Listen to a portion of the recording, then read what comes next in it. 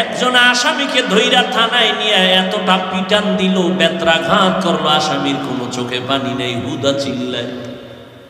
ও বাবা, একটু জ্ঞান খাটায় দেখো। আর কোরআনের বাগান তাই এমন বরকতের বাগান, একজন আল্লাহওয়ালা বয়ান করে 200 হাত দূরে বৈশা যুবক হাউমাউ করে কান্না করে। একটু চিন্তা করে জবাব দেয়, ওরে মারলো কে?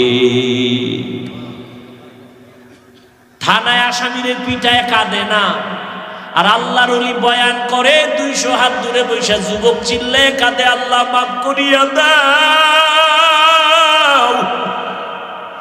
ও আল্লাহ, জীবনে গুনাহ করে করে জীবনটারে নষ্ট করে ফেলেছি।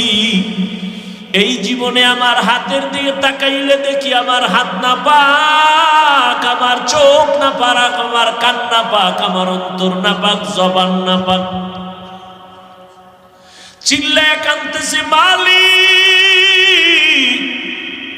আমি চিন্তা করে দেখলাম আমার চরিত্রের কারণে আমার মা মনে মনে আমারে খারাপ জানে, বাবাও খারাপ জানে, আমার কপাল এত খারাপ। আজ আমার চরিত্রের কারণে আমার ওস্তাদ শিক্ষকের আমাকে ভালো জানে না, আমি কারো সাথে একটু ভালো ব্যবহার করতে পারি না, সবার সাথে ঝগড়া লাগাই দিই। আমার ব্যবহারে আলেমরাও কষ্ট পায়, ইমাম সাহেবরাও কষ্ট পায়, আমার বন্ধু বান্ধবেরাও কষ্ট পায়। এই কি আমার অভিশপ্ত জীবন? ও মালিক, এই প্যান্ডেলে আজ তুমি নিয়ে আসছো, গুনাহ নিয়ে বাড়ি যেতে চাই না। ওরে আল্লাহ, হেদায়াত দিলে দেখবি যুবকের চোখে পানি বের হয়ে গেছে, কেউ ধরে রাখতে পারবে না। বেতের বাড়ি দিয়ে যারে কান্না বের করা যায় না, আর কোরআনের বাগানে বসলে অজর দ্বারায় কান্না করে, এটা মাওলার মুহাব্বত, এর নাম হলো কপাল। কিছু কপাল পোড়া আছে, একজনে কাইন্দা শেষ, আল্লাহ মাফ করো।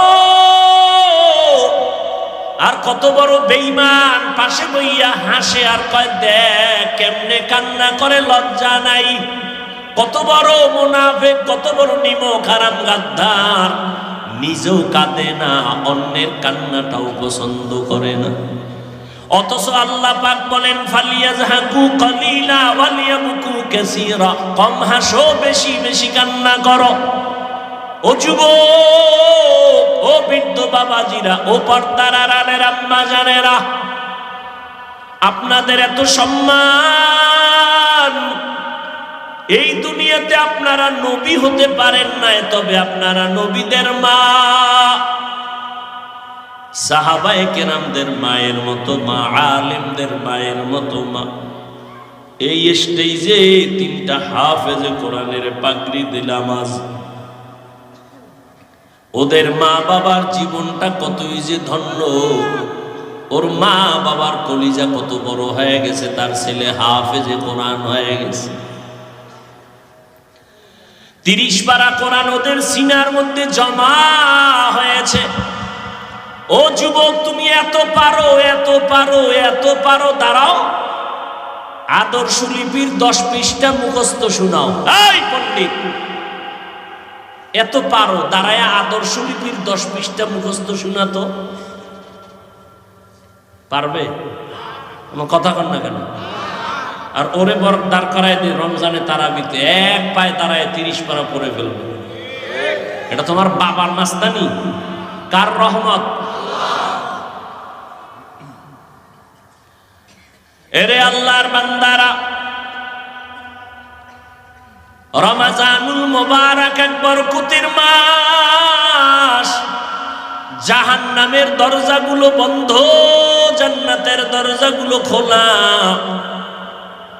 এই বরকতের মাস আমার নবী সারা রাত, সাহাবায়ে কেরাম সারা রাত সারা দিন ইবাদতে কাটায় দিতেন। কত বরকতের মাস। ওই কপাল পোড়ারে কেমনে বুঝাবো যে এই বান্দা রোজার মাস পাইয়াও রোজা রাখার জন্য রেডি না? এরে আল্লাহর বান্দারা, ও পর্দার আড়ালের আম্মা জানেরা, যত কথা আপনার সন্তানদের শুনাইলাম, এগুলো বাস্তবায়ন যদি করতে চান, আপনার দোয়া, আপনার অবদান আর প্রচেষ্টা ছাড়া সম্ভব হবে না। এই দুনিয়ায় যত সন্তান ভালো হয়েছে সব হলো মায়ের অবদান।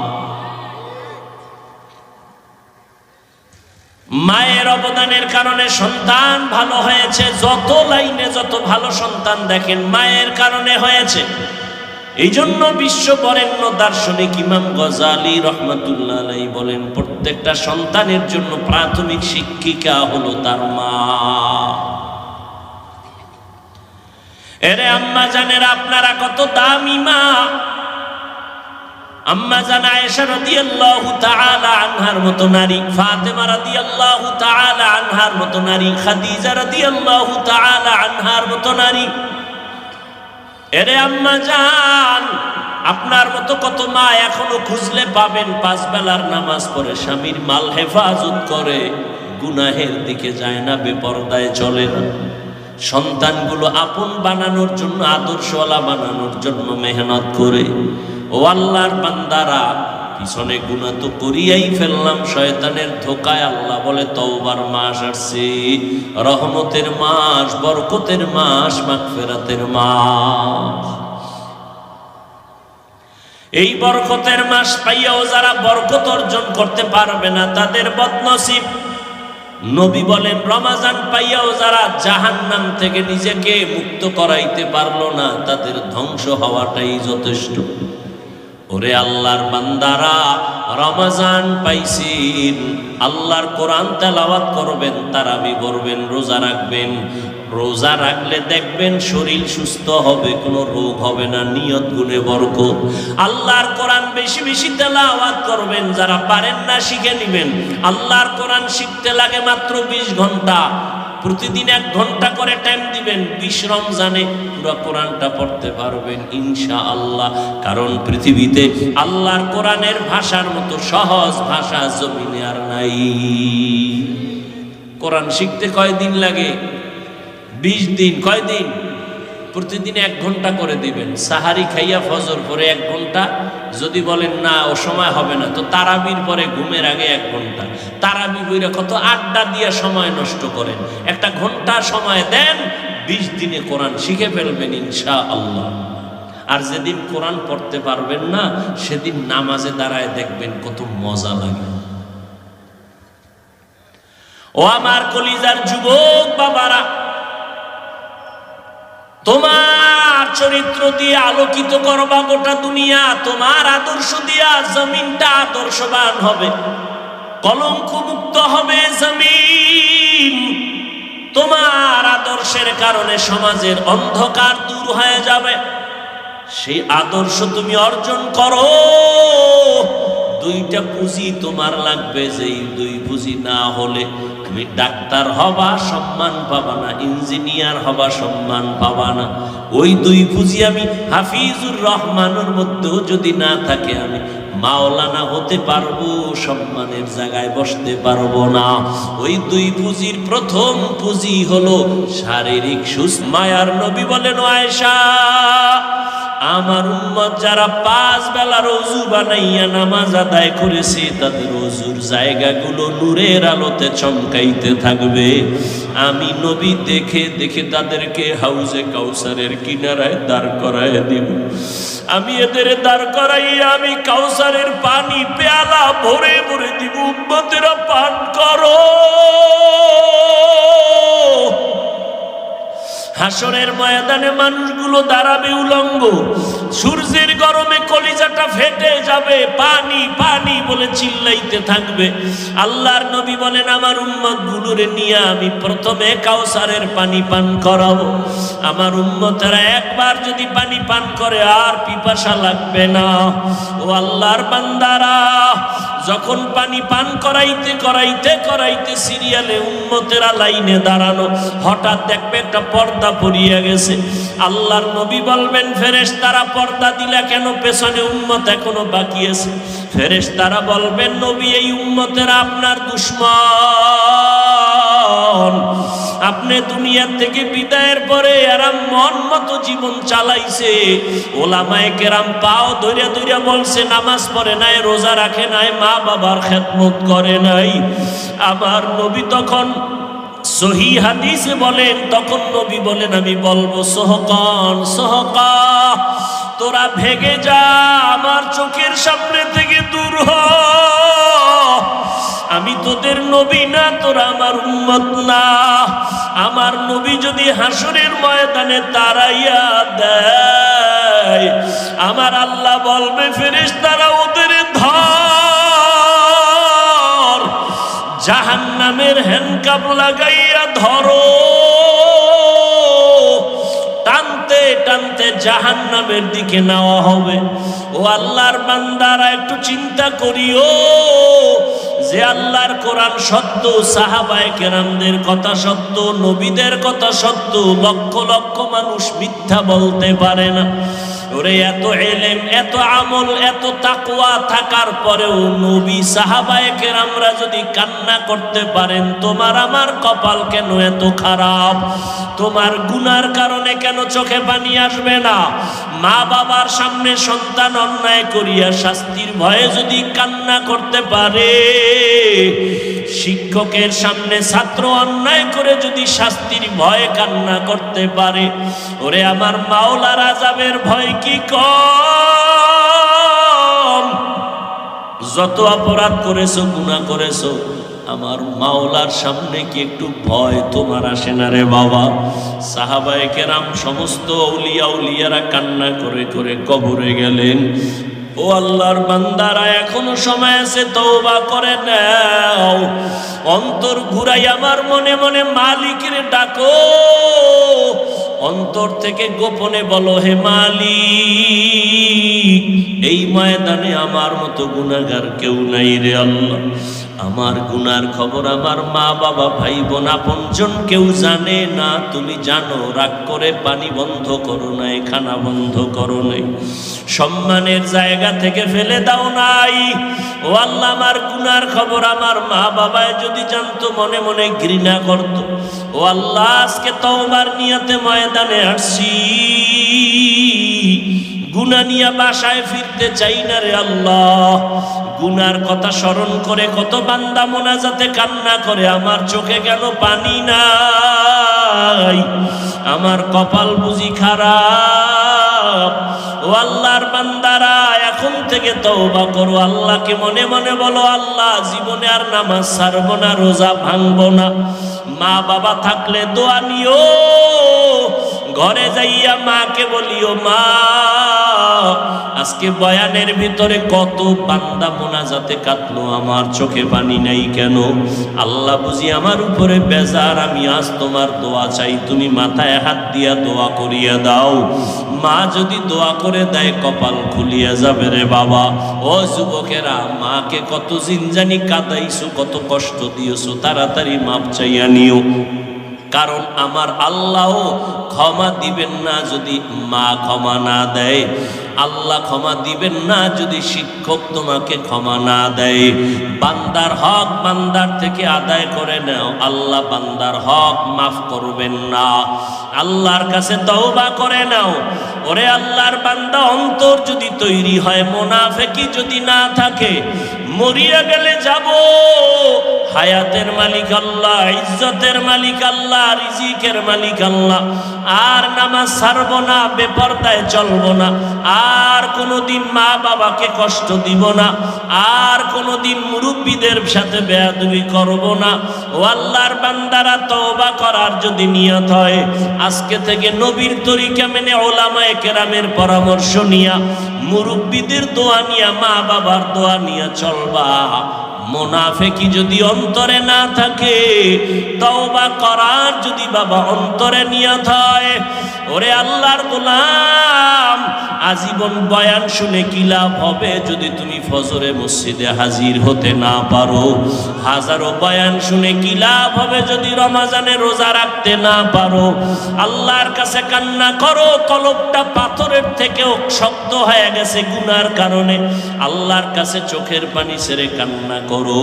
আল্লাহ বলেন, বান্দা খাঁটি তওবা যদি করতে পারো, আমি মুহূর্তে তোমাকে মাফ করিয়া দিব। তওবা করার মতো যদি অন্তর অন্তর কারো তৈরি হয় মুনাফিকি যদি অন্তরে না থাকে, খাঁটি তওবার নিয়তে দুটো হাত আমার আল্লাহকে দেখাইয়া দাও। যে লাইনেই থাকো কোনো বাধা নাই।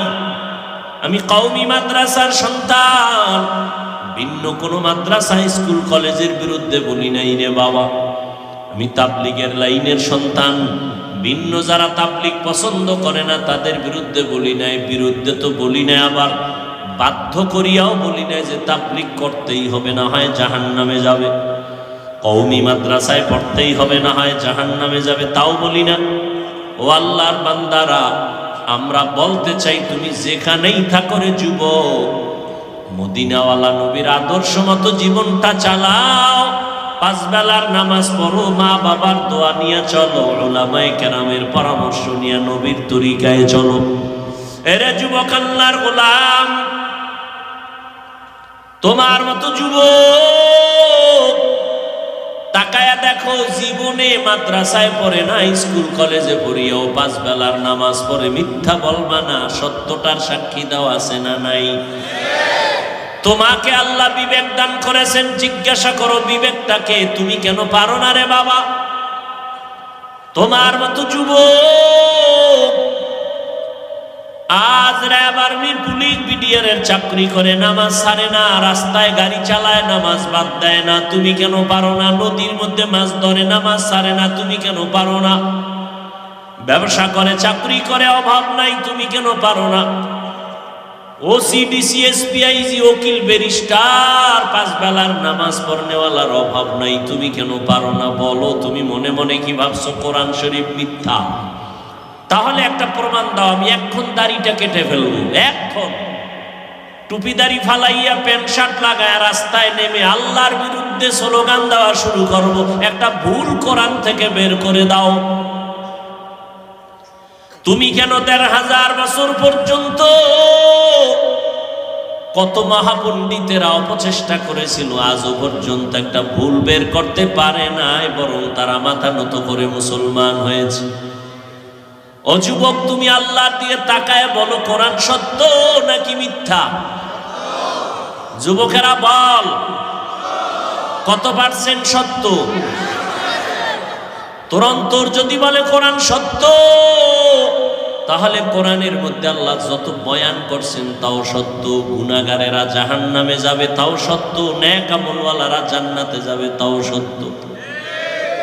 ও বাহাদুর ভাব নিয়ে চলো, কয়দিন আর বাহাদুরি করবি? তাকাইয়া দেখো না, গতকাল পরশু দিনের আগুনে পুরন্ত লাশ, একই ফ্যামিলির 5 জন নাই, কত যুবকের লাশ।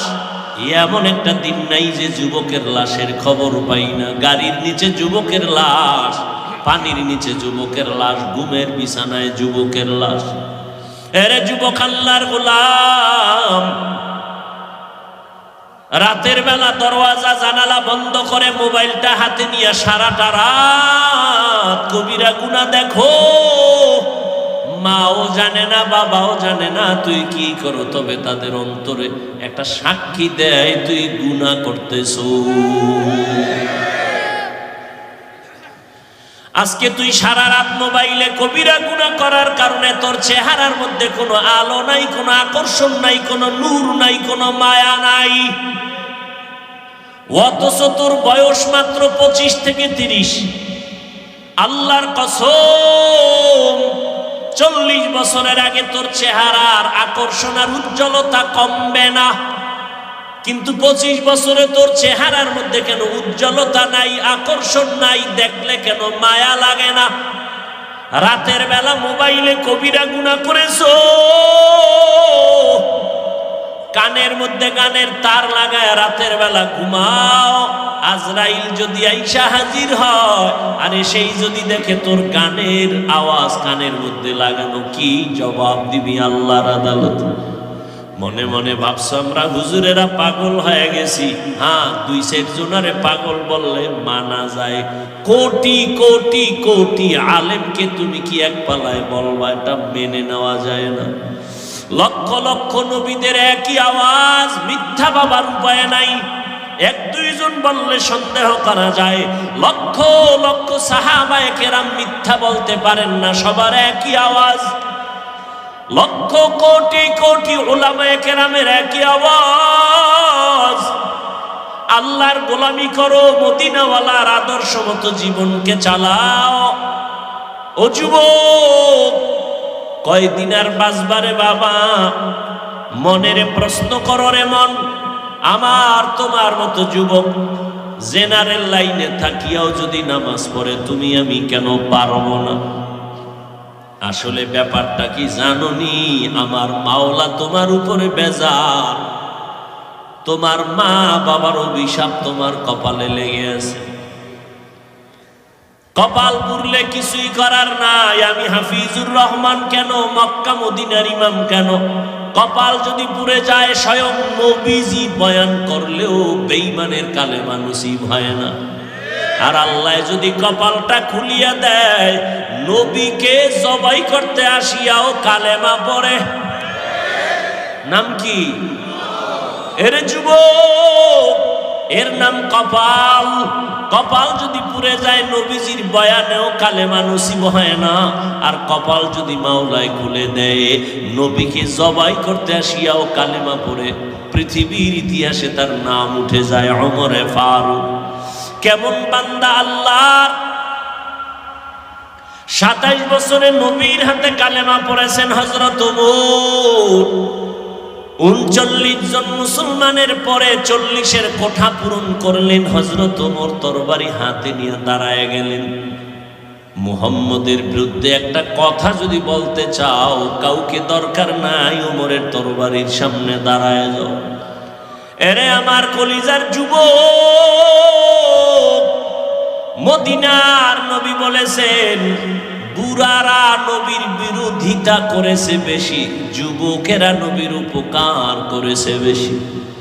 আজকে তুমি যুবক সন্তান, তোমার চরিত্রটাকে এভাবে নষ্ট করো কেন রে বাবা?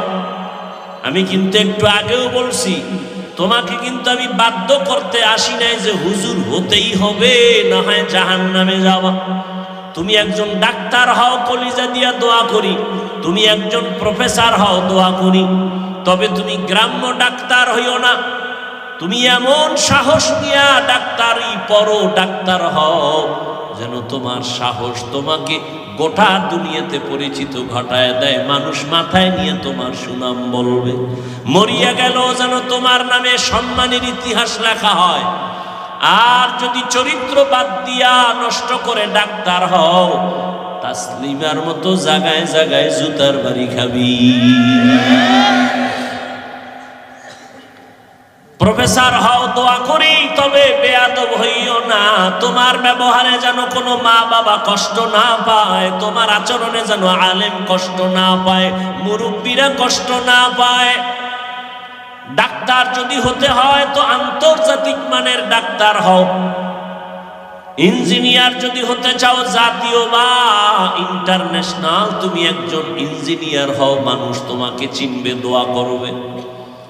আর জীবনে যদি সুন্দর সম্মানের জিন্দেগি চাও, দুইটা তোমার পুঁজি লাগবে। খোদার কসম করে বলি, এই দুই পুঁজি যদি না থাকে, জীবনে কোনোদিন সম্মানের চেয়ার পাইবা না। কয় পুঁজি? যুবকেরা ভালো করে শুন, আমগো মাথা নষ্ট না, গাঞ্জা খাও তুই, মাথা নষ্ট আমাগো না। বিড়ি টানো তুমি, আর মাথা নষ্ট হবে আমগো। আমরা 24 ঘন্টা ওযু সহকারে থাকি, নামাজ পড়ি, মানুষের গালি দেই না, ক্ষতি করি না, মানুষের জন্য কান্দা কান্দা দোয়া করি, পাও ধরে ধরে বুঝাই, মাথা নষ্ট আমগো না। আর তুমি মদের বোতল লয়ে দৌড়াও, তোমার মাথা নষ্ট হয় না। তুমি গাঞ্জা খাও, মাথা নষ্ট হয় না। তুমি মোবাইলে গুনাহের কাজ করো, তাতে মাথা নষ্ট হয় না। সব মাথা নষ্ট হুজুরদের। আল্লাহ হেদায়েত দান করুন। দুই পুঁজি লাগবে যদি সম্মানের জিন্দেগি চাও। সম্মান দেয় কে? কেন সরকার দেয় না? সার্টিফিকেট দেয় না? সার্টিফিকেট যদি শিক্ষার বাহাদুরি যদি সম্মানের চেয়ার দিত, তাহলে আমাকে হুজুরকে কত আগে লাথি মেরে ফালাইয়া দিত। সম্মানের চাবি আল্লাহর হাতে, আল্লাহ কুদরতি ভাবে রেখেছেন, কারো হাতে দেন নাই। রিজিকের চাবি আল্লাহ কুদরতের হাতে রেখেছেন, কাউকে দেন নাই।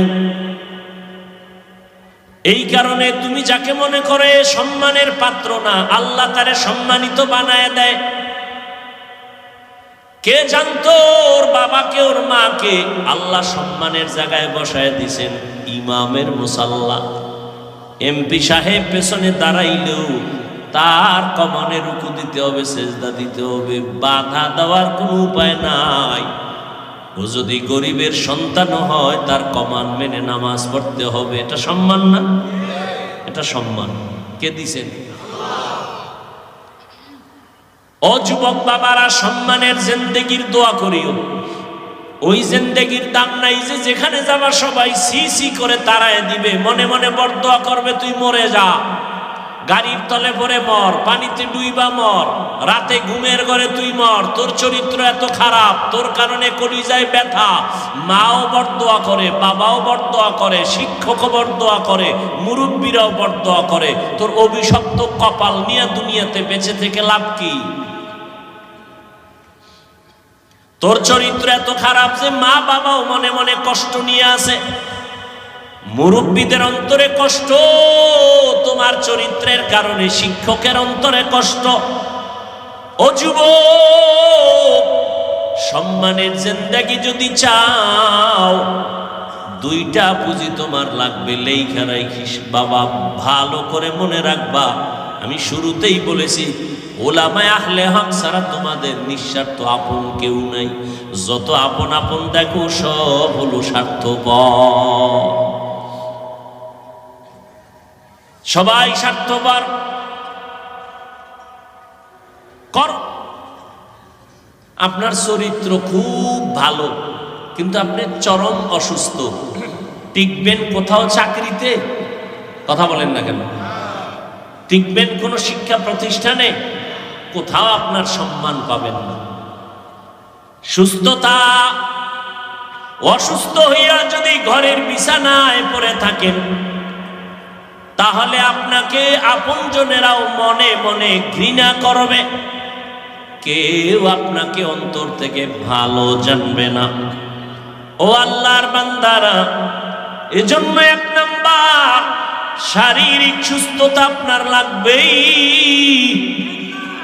দ্বিতীয় লাগবে সুন্দর চরিত্র। এই দুই পুঁজি যদি আপনার না থাকে, কোনোদিন সম্মানের জায়গা আপনি খুঁজে পাবেন না। এক নাম্বার পুঁজির নাম সুস্থতা, দ্বিতীয় পুঁজির নাম হলো সুন্দর চরিত্র। চরিত্র ভালো আছে, অসুস্থ কোনো কাজে আসবে না। আবার আপনি সুস্থ, পুরাটাই সুস্থ, কিন্তু চরিত্র ভালো না, কেউ আপনাকে সম্মান দিবে না। আর এই সুস্থতা আর চরিত্র দুটোটাই ধ্বংস করলো মোবাইল। প্রতিবন্ধী বুঝেন? প্রতিবন্ধী, এই মোবাইলওয়ালারা প্রতিবন্ধী। মায়ের হক আদায় না করলেও মোবাইলের হক আদায় করবে, এই নিয়ত আছে না অনেকের। স্ত্রীর হক আদায় না করতে পারলেও মাশাআল্লাহ মোবাইলের হক আদায় করতে ব্যর্থতা নাই। সারা রাত মোবাইলের হক আদায় করে গভীর মনোযোগে। স্ত্রীর হক বাদ, সন্তানের হক বাদ, মা বাবার হক বাদ, মোবাইলের হক আদায় করতেই হবে। নিরিবিল পরিবেশ, দরজা জানালা বন্ধ, একাগ্র চিত্তে অধীর আগ্রহে মোবাইলের হক আদায় করে। এই রকম অধীর আগ্রহে একাগ্র চিত্তে মা বাবার হক, সন্তানের হক, স্ত্রীর হক আদায় করলে বিনা হিসাবে জান্নাত। মোবাইলের হক আদায় করতে গিয়া জান্নাত কি বলেন না কেন? বরং মরার আগে মরণ। এই মোবাইলের গোলামেরা, লিখে রাখো, তুমি মরার আগে বিছানায় পড়ে থাকবা, লিখে রাখো। বেশি দিন লাগবে না, এই অল্প কয়েকদিন পরে টের পাইবা। বিছনায় পড়ে যাবা, চোখ থাকবে, পাওয়ার থাকবে না, কান থাকবে, পাওয়ার থাকবে না, হার্ট থাকবে, পাওয়ার থাকবে না। দেখো না, সুস্থ মানুষ হঠাৎ করে কয় নাই, কেউ কয় হঠাৎ করে মন কয় হঠাৎ মরলো কেন? হঠাৎ এক রোগের জন্ম নিছে দুনিয়াতে নতুন। বলে হঠাৎ রোগ কি? কি? হ্যাঁ, জনমের মতো মোবাইল দেখো আর নাচ গান দেখো, দেখবা যে তুমিও হঠাৎ মরণের পাল্লায় পড়ে যাবে। হঠাৎ দেখবা বুকে ব্যথা, সবাই ধরতে ধরতে দেখবে নাই। আহা, মানুষ হাসতে হাসতে গুনাহ করে, বাধা যে দিবে সে বলবে, সবাই বলবে এই দুশ্মন, এরে বাদ দাও। কি এটা কত সুন্দর প্যান্ডেল জানেননি? বসার সাথে সাথে সব গুনাহ মাফ। এত সুন্দর প্যান্ডেলে বইয়া যারা মোবাইল নিয়ে ব্যস্ত, এরা যে সওয়াবের কাজে আছে এটা বলার কোনো সুযোগ নেই, বরং এরা চূড়ান্ত রহমত বঞ্চিত হওয়ার একটা কাজে ব্যস্ত। মোবাইল নিয়ে বসছে বেহেশতের বাগানে, করতেছে আকাম। মোবাইল নিয়ে সময় নষ্ট করা, তাহলে বুঝেন, একটু আগে বলছি কপাল। বাড়ির থেকে আসছে ওয়াজে যাই, কিন্তু প্যান্ডেলে বৈশাও সে ওয়াজ শোনার কপাল নাই, সে অন্য মনোযোগে মোবাইল নিয়ে ব্যস্ত। ছবিটা সুন্দর উঠলো নি, রেকর্ড ভালো হলো নি, ছবি তোলা হারাম হারাম হারাম, 1000 কোটি বার হারাম। সরকারের অর্ডার ছাড়া, মদিনার নিয়ম ছাড়া ছবি তোলা হারাম, কবিরা গুনাহ, কবিরা গুনাহ। হাদিসে পাকে নবী বলেন কিয়ামতের দিন সব থেকে বেশি আযাব হবে যারা অনর্থক ছবি তুলছে তাদের। মানে মাস্তানি, কত বড় মাস্তান হইছেন আপনি, নমরুদ ফেরাউনের থেকে বড়। তা আল্লাহ এটিকে সাইজ করছে, আপনার হিসাব নাই। খোদায় টাইনা নিয়ে আসছে প্যান্ডেলের মধ্যে, কিন্তু কপাল খারাপ, বয়ান শোনার কপাল হলো না। কলবটারে ফিরাই দিলেন মোবাইলের দিকে। আর মোনাজাতের পরে জিনেরা যদি মোবাইলটা নিয়েই যায়, নিশ্চিত মোবাইল নিবেই জিনেরা। এই যারা মোবাইল হাতে ধরছো, তবু মোবাইল নিয়ে যাবি, টের পাবি মোনাজাতের পরে, বুঝবি কত ধানে কত চাল। তাহলে তুই যে সময় নষ্ট করলি, তোর আমও গেল, সালাও গেল, তুই কপাল ভরা হইয়া খালি হাতে বাড়ি যাবি, আর কি পারবি? এই তোর কপাল। কপালের উপরে জুতা দিয়ে বাইরে বিজে, আমার কপালটা তো খারাপ কেন? একটা বেহেশতের বাগানে এইসব আমি কিছু শিখতে পারলাম না, একটু মোনাজাতে কানতে পারলাম না, আমার উপরে কার অভিশাপ লাগছে।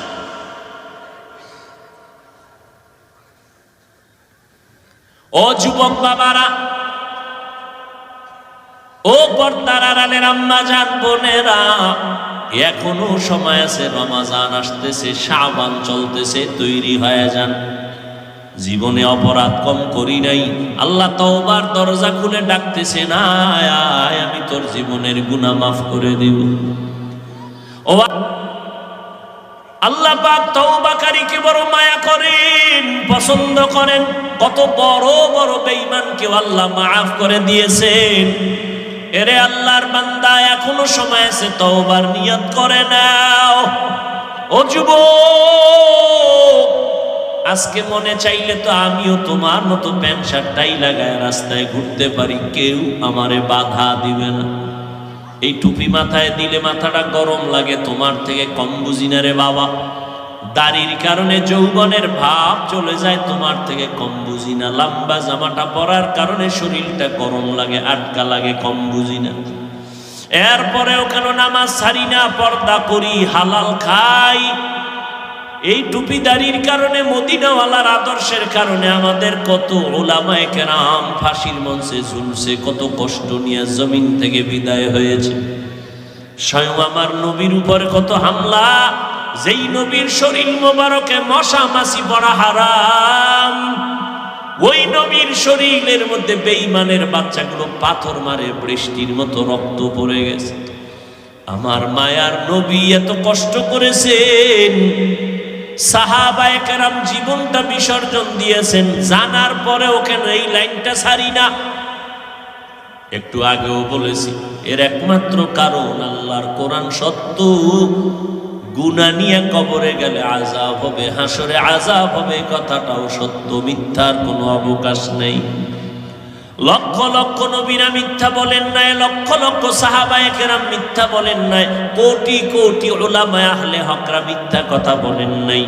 ও আল্লাহর বান্দারা, আমার নবীও দরজার মধ্যে বসে বসে আম্মা জান আয়েশার হুজরায় কান্না করেন। হাসরের ময়দানে কি উপায় হবে? নবী যদি কান্না করতে পারেন, আপনার কপাল এত খারাপ কেন? আপনার চোখে কেন পানি নাই? জান্নাতের টিকিট পাইছেন 10 জন সাহাবা। আবু বকর রাতে নামাজে দাঁড়ায় কান্না করেন, আল্লাহর আদালতে কেমনে দাঁড়াবো? ও যুবক বাবারা, ও বৃদ্ধ বাবাজিরা, ও পর্দার আড়ালের মা বোনেরা, আমার মাওলার ভয় কি অন্তরে নাই? আল্লাহর কোরআনটা মিথ্যা মনে করিয়েন না রে মুমিন। এক জাররা পরিমাণ গুনাহ নিয়ে কবরে গেলে শাস্তি ভোগ করা লাগবে, পালাবার উপায় নাই। হাসরের ময়দানে সূর্যের গরম সহ্য করা যাবে না রে বাবা। বিজ্ঞানীরা বলে জমিন থেকে 9,30,00,000 মাইল উপরে সূর্য। দিনের বেলা ছিল, রাতের বেলা নাই। এরপরে এত কেন গরম লাগে? ফ্যানের বাতাস সারা রাতে ঘুম আসে না, মশারি না টানাইলে ঘুম হয় না। মশা, একটা মশার কামড় সইতে পারি না রে বাবা। অন্ধকার কবরে গেলে 2 পার্শ্বের মাটির চাপ, জাহান্নামের আগুনের গরম। হাসরের ময়দানে সূর্যটা মাথার উপরে চলে আসবে। ওই সূর্যের গরমে মাথার মগজগুলো টাস টাস করে ফেটে যাবে। নবীরা পর্যন্ত, যাদের কোনো গুনাহ নাই, শুধু কান্নার আওয়াজ। উম্মতেরে ভুলিয়া কাঁদবেন, আল্লাহ আমারে বাঁচাও। আম্মা জান আয়েশাও কাঁদেন, ও নবী, তখন আপনার কি উপায় হবে? মায়ার নবী বলেন, আমি আল্লাহর আদালতে মাকামে মাহমুদে সিজদায় পড়ে কাঁদবো। সব নবীরা কাঁদবেন, আল্লাহ আমাকে বাঁচাও। আমি আখিরি নবী, একবারও বলবো না আল্লাহ আমাকে বাঁচাও। আমি সিজদায় পড়ে আমার মালিকের ডাকবার বলবো, হে মালিক, আমার উম্মতের বাঁচাও। আমার উম্মতেরা যেন জাহান্নামে না যায়। আল্লাহ বলবেন, নবী আপনি কাঁদবেন না, মাথা উঁচা করেন, আপনার উম্মতগুলো বাছাই করে করে জান্নাতের দিকে নিয়ে যান। আম্মা জানকে নবী বলেন, ও আয়েশা, আল্লাহর অর্ডার পাই আমি উম্মতগুলো বাছাই করে করে জান্নাতের দিকে নিয়ে যাব। আম্মা জান বলেন, কোটি কোটি কোটি কোটি মানুষের মধ্যে চিনবেন কিভাবে আপনার উম্মত কারা? নূহ নবীর উম্মত, ইব্রাহিম নবীর উম্মত, ঈসা নবীর উম্মত, মুসা নবীর উম্মতেরাও থাকবে। আয় আল্লাহ, হাতগুলো কবুল করে নেন, তওবা কবুল করে নেন, তওবার উপরে মজবুত হইয়া চলার মতো তৌফিক দান করে দেন, আমিন। আলহামদুলিল্লাহি রাব্বিল আলামিন, ওয়াসসালাতু ওয়াসসালামু আলা সাইয়্যিদিল আম্বিয়া ওয়াল মুরসালিন ওয়া আলা আলিহি ওয়া আসহাবিহি আজমাইন, ইয়া আরহামার রাহিমিন, ইয়া আরহামার রাহিমিন, ইয়া আরহামার রাহিমিন।